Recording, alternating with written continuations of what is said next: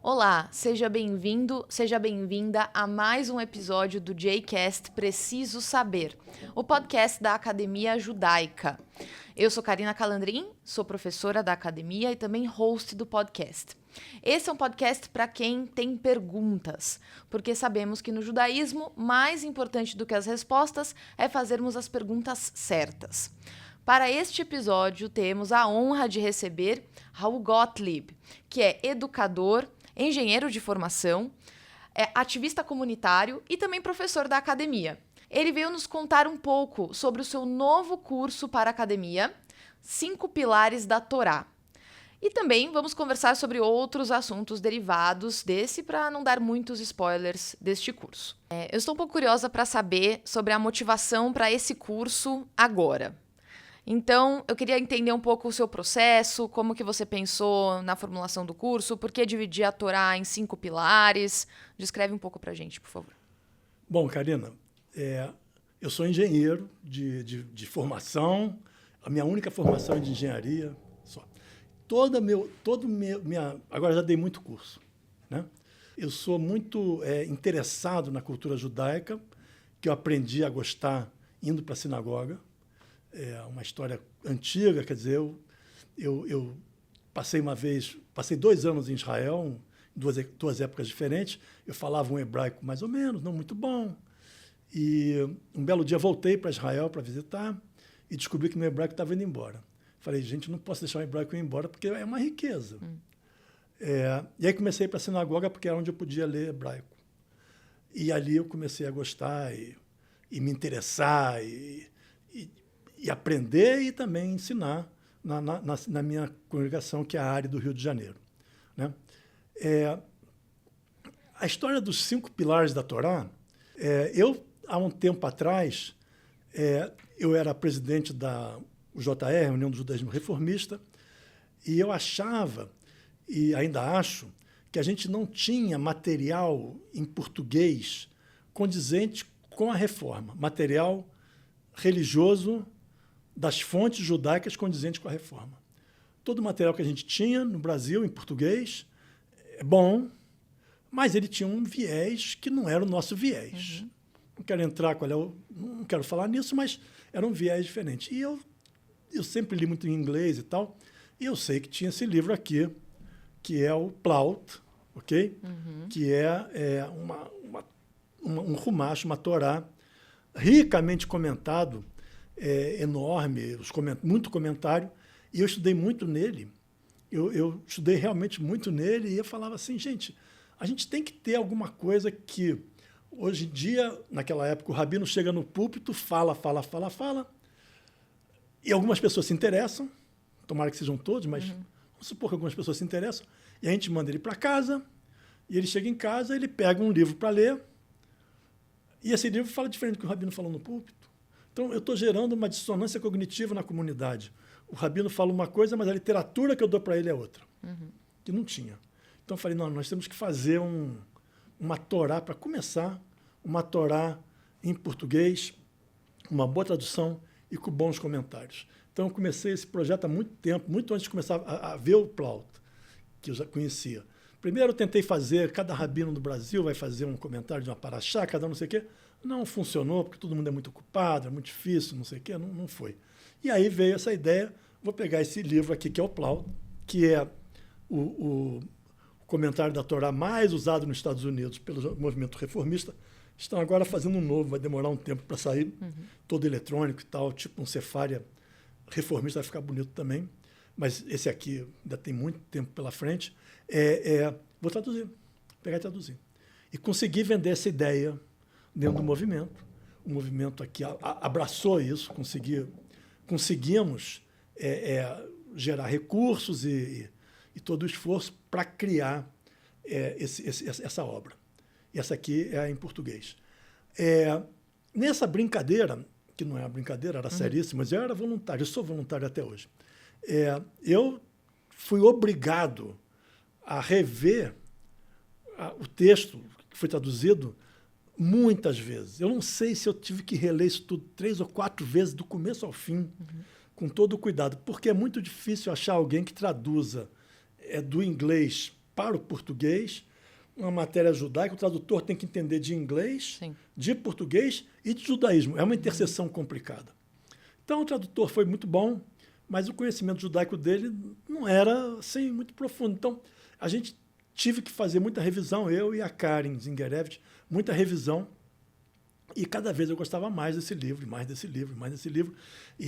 Porque você vai se apaixonando com todas as referências e tal e tal. E aí as pessoas falam, não, você entende de Torá. Assim, eu estudei muito para fazer o livro. E já tinha estudado antes. Já tinha 3, 4 anos na minha vida que eu tinha resolvido. Esse ano eu vou ler a Torá inteira. 3 vezes com alguém, né, fazendo uma revruta. Toda semana me reunia, lia a paraxá da semana em casa ou na minha casa, na casa da pessoa. E a gente estudava, não sei o quê. E aí, então você é especialista em Torá. E aí a Academia Judaica, que eu também sou um militante nela, sou um voluntário nela, fala, precisamos fazer esse curso, não sei o quê. Raul, você não quer dar? Aí eu sou assim meio... Se me pedem, eu faço, né? Então falaram, pode fazer esse curso? Falei, posso. É um desafio. E fui para casa. Eu estava em casa, que a reunião foi em Zoom, mas eu cheguei, sentei e falei, caramba, Raul, que abacaxi você inventou? 5 pilares da Torá.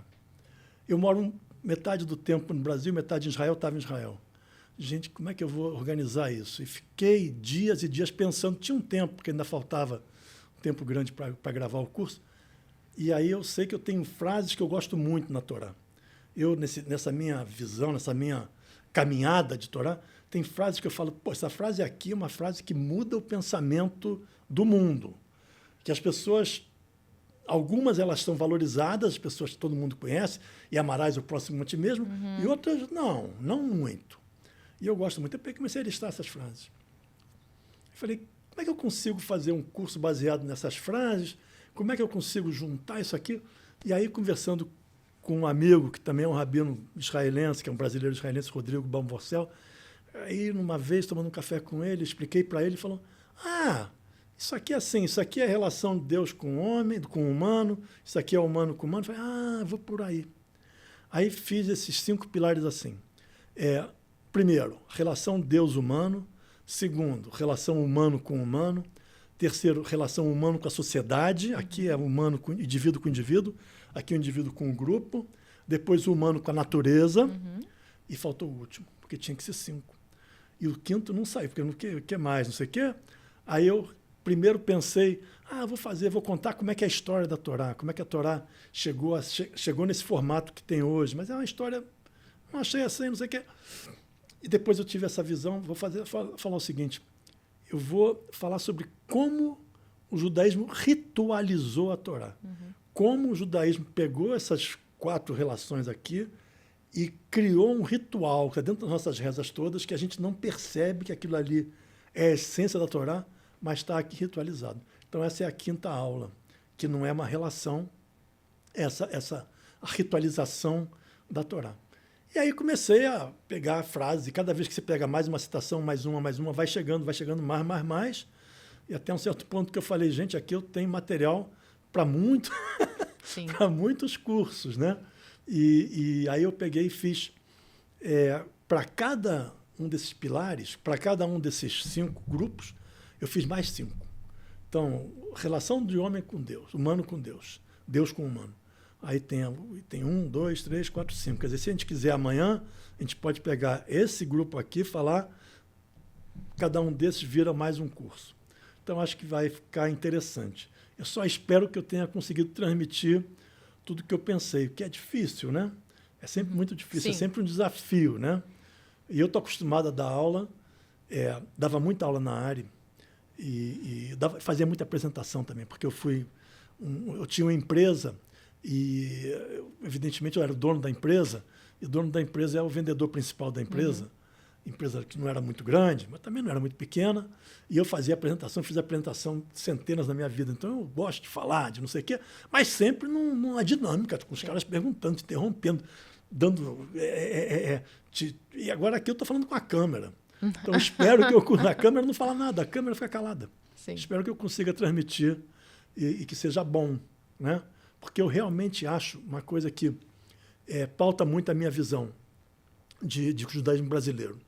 nós precisamos criar material didático, liberal, não vou falar reformista, falo liberal, para o judaísmo brasileiro. A gente tem muito pouco.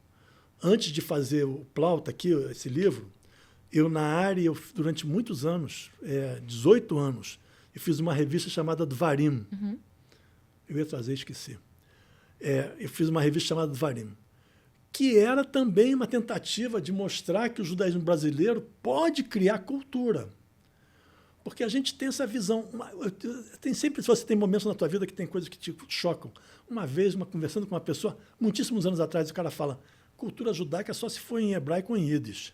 Eu falo, não, cara, não. Dá para fazer em sânscrito e em português também, né? Em línguas menos votadas que hebraico e ídis. Não, tem que ser... E eu acho que não, né? Eu acho que o Brasil cria pouco cultura judaica. E nós temos uma vida muito rica nas comunidades. Com certeza. E a gente não cria muito, não divulga muito. Quando o Mário me convidou para fazer parte da Academia Judaica, eu falei, sim, na mesma hora. Porque eu acho que é isso que eu acredito. Nós precisamos criar conteúdo liberal para que o mundo judaico nosso conheça o que é um judaísmo não dogmático, um judaísmo mais aberto, um judaísmo que faz, como você falou, pergunta, e não tem a resposta. Né? Você sabe que quando você tem uma pessoa que não era cumpridora de todas as mitzvot, e ela resolve ser cumpridora das mitzvot, a gente chama ela de Roser Betchuvah. Tá certo?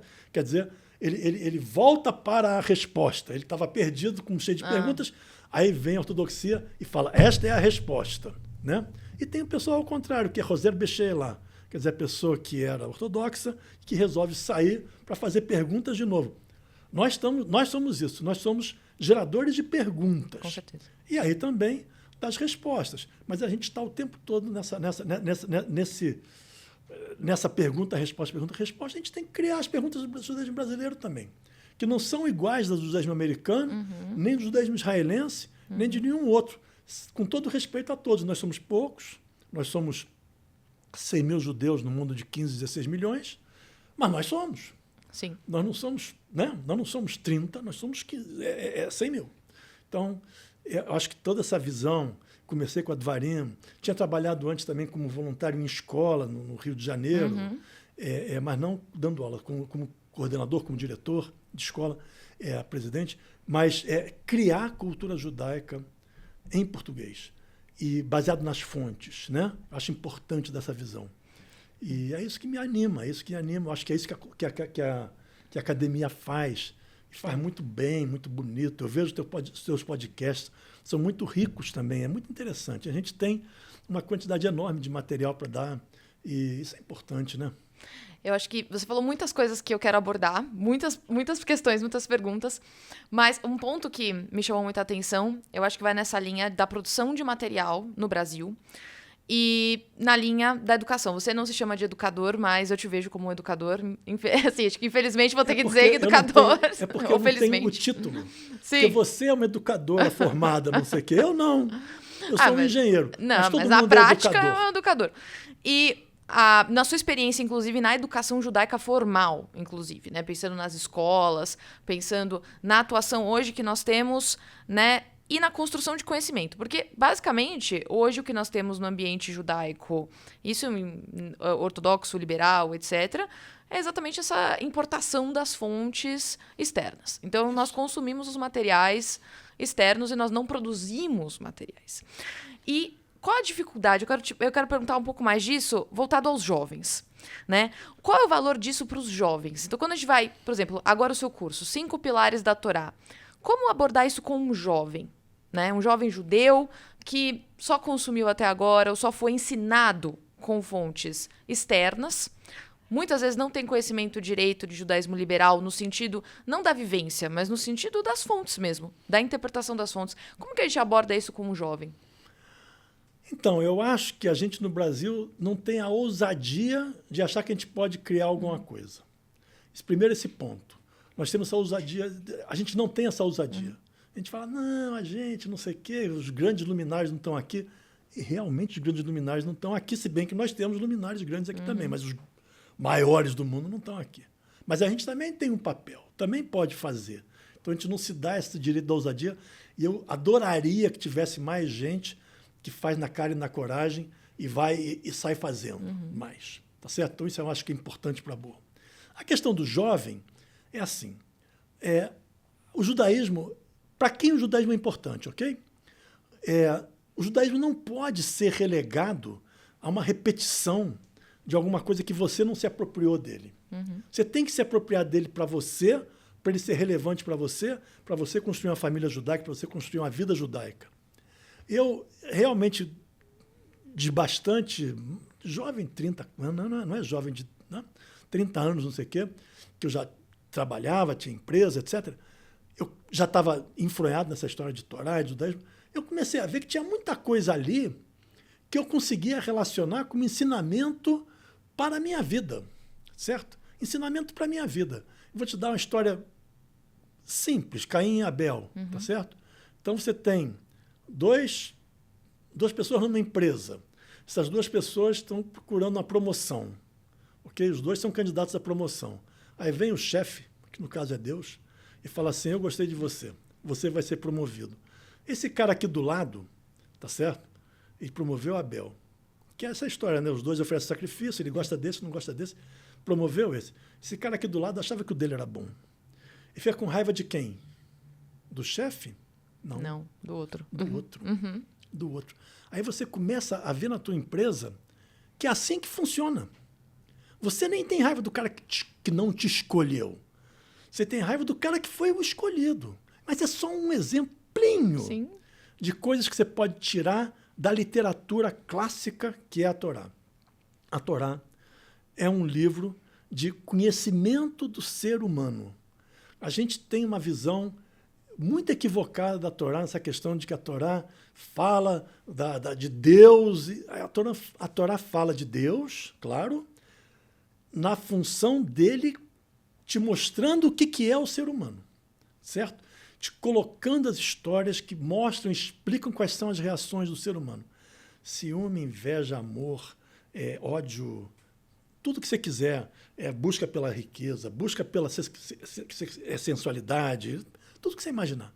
Então, é um livro que resiste, é clássico porque resiste ao tempo, e a Torá resiste ao tempo, olha como resiste, né? Nós temos aí, não tem nenhum livro mais antigo que esse, e continua vendendo, que é uma coisa absurda, não estou dizendo do Plauta. Eu vi uma estatística, agora eu esqueci o número, eu estou ficando velho, cada vez eu esqueço mais as coisas, os dados, os fatos concretos, mas eu acho que se vende uma Bíblia, de todas as denominações, a cada 7 segundos no mundo. A cada 7 segundos, 7 vendeu uma Bíblia. 7 vendeu uma Bíblia. É uma coisa absurda. São milhões de Bíblias que se vendem no mundo. É um livro que resistiu há 3.000 anos. Alguma coisa de bom tem que ter. E não é só a gente que acredita que aquilo ali, eu leio aquilo que eu vou dar sorte. Não é isso. É gente que encontra lá dentro lições para ele, visões para ele, né? Quando eu fui imprimir o Plauta, a gente foi nas gráficas e tal, tem gráficas especializadas em Bíblia, fiz uma pesquisa minha, perguntar cada gráfica, fomos em 4. Quantas Bíblias se imprimem por ano no Brasil? E o número que eu achei no médio era de 14 milhões de Bíblias se imprimem por ano no Brasil.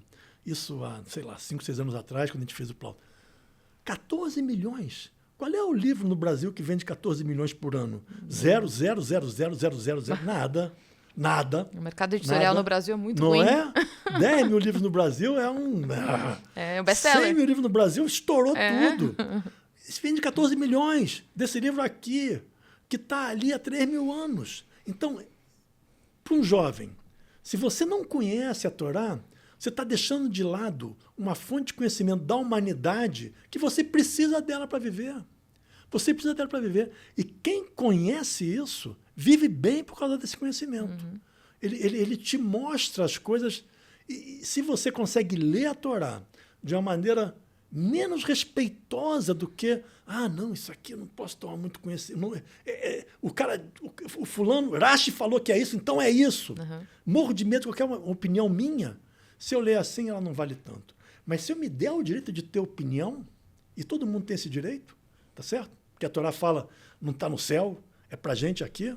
Esse livro é muito útil para a tua vida, para a tua vida de todos os aspectos, tanto a tua vida pessoal, profissional, tudo que você imaginar, tá certo? Então, eu acho que esse é o grande ponto da Torá, tá certo? E essa questão da ousadia de criar. Um belo dia estava eu lá no meu escritório, me liga um rabino, que é o rabino de Belo Horizonte, fala assim, Raul, Purim está chegando aí, e esse livro aqui não tem Megilat Esther.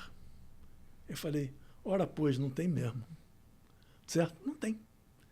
E agora? Porque eu vou ter que usar aquele outra literatura, não sei o quê. Eu falei, gente, realmente... É um gancho para a gente produzir mais um livro desse tipo.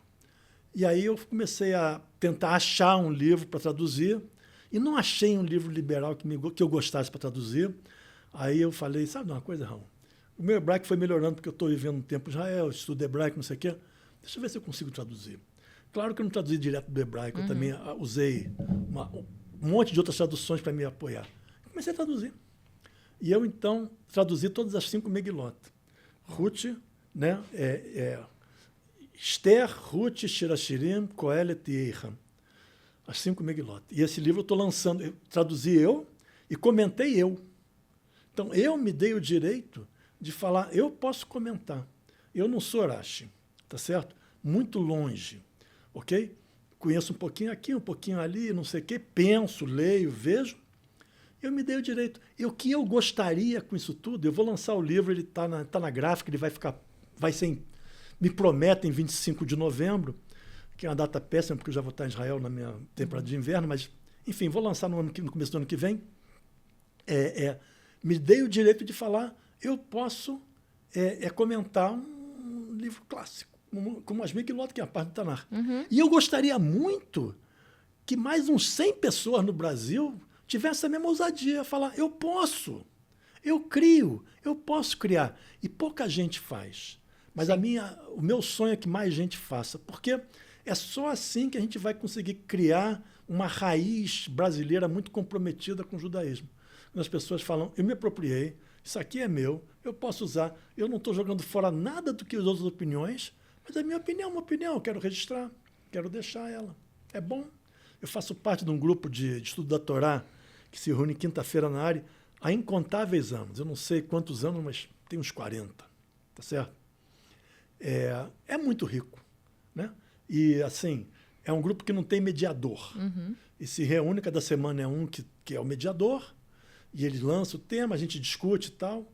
Às vezes sai coisa muito boa, às vezes sai coisa ruim, às vezes... Não, ruim não posso falar. Às vezes sai coisa menos boa, coisa muito boa. Às vezes eu saio para casa e falo, valeu muito a pena. Eu falo, bom, só valeu pelo café. Mas não importa.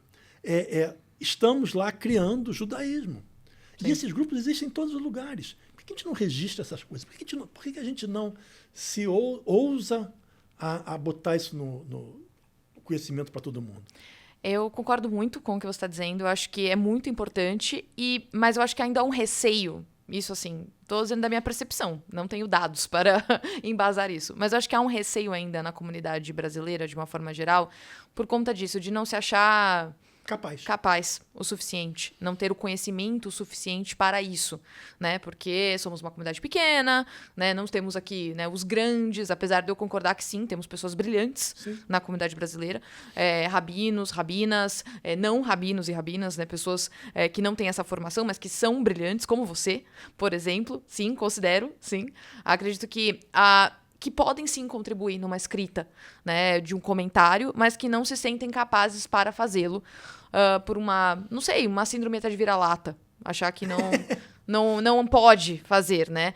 Que segue um pouco com a minha próxima questão, que é relacionar um pouco do que a gente tá falando. São muitas coisas que vêm surgindo. Vocês vai falando, vou aqui viajando nas coisas, né, pra gente conversar. Tô gostando muito do nosso papo. Eu acho que a minha pergunta seguinte é no sentido da produção desse conhecimento, ela não ser limitada também aqui só ao Brasil, mas pensar numa questão da América Latina. Quando a gente pensa, por exemplo, na UJR, né, a gente tem a Amilat, né, o JR. Pensar numa produção latino-americana do que eu sei também é pequena. Né? Por que a gente não cria uma coordenação maior latino-americana? Eu sei que tem a questão do idioma, né? Eu sei que o espanhol, o português, mas pensar em uma biblioteca talvez latino-americana, né, em colaboração, que a gente consiga fazer esses comentários, produzir mais material? Não tem a menor dúvida que isso tem que ser feito. Não tem a menor dúvida que eu também tentei levar isso. Mas você tem que ter alguém lá, ou alguém que comprem a ideia também e façam. E eu realmente não achei. As pessoas na Argentina, porque a Argentina que tem muitos judeus, o Chile tem muito pouco, os outros países têm muito pouquinho também, o Uruguai tem uma comunidade forte, mas não são muitos. De qualquer maneira, não achei nenhuma parceria que fale, não, vamos fazer isso também em espanhol, traduzir para cá, para lá. Tentei um bocado, mas não achei. Eu acho que vai chegar um dia que vai aparecer. Mas você tem toda a razão. Isso tem que acontecer. Dentro desse contexto também tem o Seminário Rabínico Latino-Americano, que a gente está formando, tem que formar para a nossa região. A gente tem que entender que nós não podemos ficar esperando que o mundo se lembre da gente. Nós temos que nos valorizar. E aquilo que você falou do espírito de vira-lata, as pessoas têm muito medo de tocar na Torá. É verdade. Porque eles acham que Deus está aqui, e Deus está. Deus está. Mas por que você tem que ter medo de tocar em Deus? Se você está tocando respeitosamente. E vai entender o teu respeito. E aí falam, não, isso aqui é melhor não mexer, porque tem muita opinião. E também tem milhares de anos em cima disso. Mas a questão é verdade, tem milhares de anos. Mas a sensibilidade de uma poesia da Idade Média, que são lindíssimas. Uma coisa que a gente conversou um dia, vou compartilhar aqui com os nossos espectadores, que eu compartilhei com vocês num grupo nosso da academia, sobre uma visão estereotipada que se tem às vezes do reformismo, que no reformismo tudo pode, num sentido negativo. E você complementou de uma maneira muito sagaz, dizendo que sim, tudo pode, mas no sentido positivo, no sentido que nós podemos questionar, no sentido que nós podemos, né, por exemplo, nos sentir à vontade nesse diálogo, nessa relação, nessa conexão com os textos, com seja, né, na Torá, no Tanar, né, ou mesmo na discussão da prática judaica, de uma maneira muito mais, vamos dizer assim, livre das amarras das respostas certas, né? E eu queria, né, sua opinião mais para a gente falar mais sobre isso, né? Esse lugar do reformismo, que mesmo no Brasil, eu acho que assim, até mesmo dentro do reformismo, das linhas liberais de uma maneira geral, esse medo permanece. Por que mesmo no reformismo isso acontece? Não é na ortodoxia, é no reformismo. A gente tem medo. A gente tem medo de não ser autêntico. Agora, é engraçado, Karina, é engraçado. Veja bem, o judaísmo era poligâmico. Na verdade, é poligínico. Um homem podia ter várias mulheres, a mulher não podia ter vários homens. Has v'chalila. O judaísmo era poligâmico nesse sentido. Tal. E teve uma pessoa, um certo momento, o Rabbi Gershon, que falou, não é mais, é proibido. Esse rabino, que é uma pessoa de carne e osso, que nem você, que nem eu, ele resolveu que não podia mais. Por uma questão muito política, porque os judeus, para viver na Europa, não podiam ter várias mulheres. Eles seriam muito mais mal vistos do que já eram. Então, ele resolveu dar uma forma, formalizar aquilo que já estava acontecendo. É uma ousadia danada dele, enorme dele, que ele deu naquela época. A ousadia é parte do judaísmo. Ela é parte. Você vê o mundo como o mundo é e adaptar o teu judaísmo aquilo que o mundo é, sem tirar a essência dele. Quando eu falo a poligamia era essencial no judaísmo? Não. Então eu pude tirar, tá certo? E tirei. Houve a ousadia. E esse é só um exemplo, ok? Todas essas leis que a gente hoje fala, não, mas elas são assim, tem que ser assim, tem que ser assim. Todas elas têm leis muito recentes. Então, eu cheguei nesse ponto. Isso é fundamental no judaísmo? Não. Por que eu tenho que continuar seguindo uma visão paternalista? A primeira rabina foi formada, aquela rabina Jonas, né? Que eu esqueci o primeiro nome dela, eu fui esquecendo os nomes, mas que é uma alemã, esqueci o nome primeiro dela mesmo, mas acho que Regina Jonas. Jonas é o sobrenome, Regina Jonas. Ela foi formada na Alemanha pouco antes do nazismo, 1930 e pouco, não sei o quê. E ela faleceu, ela foi assassinada na Shoah. Ela é a primeira mulher que foi formada no movimento reformista. 1930 e pouco. Nós estamos 100 anos depois, ok? Existem uma série de comunidades ortodoxas com rabinas, com mulheres rabinas. Ah, não todas. É verdade, não todas. Mas existe uma série. Há um caminho. Se você olhar não para a foto, mas para o filme, que é como você tem que ver o mundo sempre, é o filme, para onde está andando, para onde está indo, é inegável. E alguém teve que puxar. Alguém teve que ter a ousadia de falar, vamos quebrar com isso. É possível quebrar com isso. E não foi fácil. Não foi fácil. Muitas sinagogas demoraram para falar, não, vamos ter não pode, o que vão dizer os outros, a gente não quer aquilo, não sei o quê, não me sinto bem, etc, etc. Mas, hoje em dia, é assim, cada vez mais tranquilo você saber que tem mulheres rabinas no mundo inteiro. Seguindo para o final nosso, né? Sempre faço a pergunta, porque o nosso podcast chama Preciso Saber. Então, uma das perguntas finais é: o que você acha que o nosso público precisa saber, assim, é uma pílula, né? Precisa saber sobre os 5 pilares da Torá? Então, aquilo que eu falei, precisa saber que esse é um livro atual. Precisa saber que não tem que ter medo desse livro. Precisa saber uma coisa importante, eu acho. Deus escreveu esse livro pela nossa tradição, ok? Eu não quero discutir isso e falar não. Eu não quero discutir falar. Eu acho que isso é totalmente ocioso e não é relevante. O relevante é a mensagem.